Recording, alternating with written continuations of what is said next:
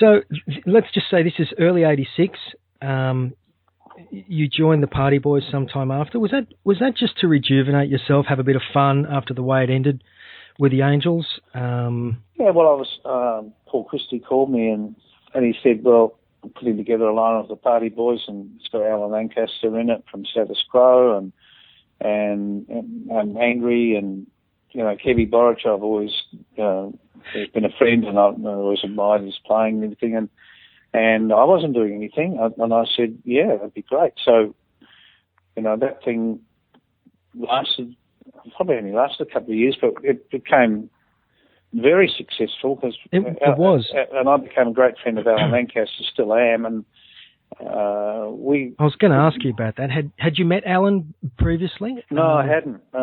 But we just hit it off straight away, and I'd go around to his place. At that stage, he was living at Double Bay, and I'd go around to his place and go up to his music room, and just we started writing songs together, and some of them which are on that Party Boys album, and then Glenn A. Baker sent us a tape of various songs. Because the Party Boys, really, it's all about doing covers.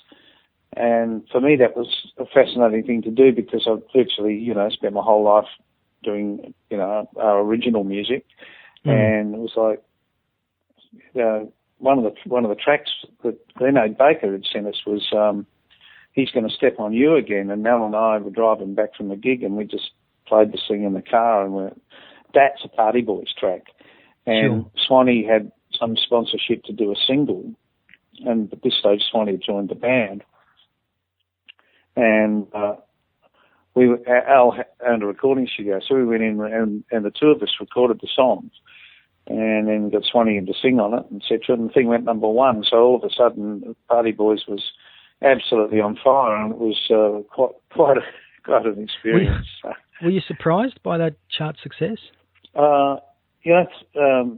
Dennis, the first time in my life I've actually listened to a track when we were mixing it, and I made a statement. I said, "This track's going to go number one," and I've never ever said that before or after.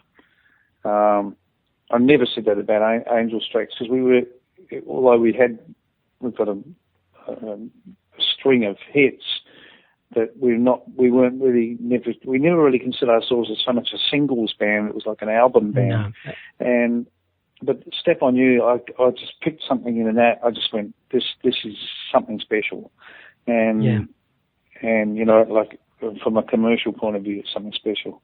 And sure enough, it went number one. So I was a bit of a smart ass, wasn't I?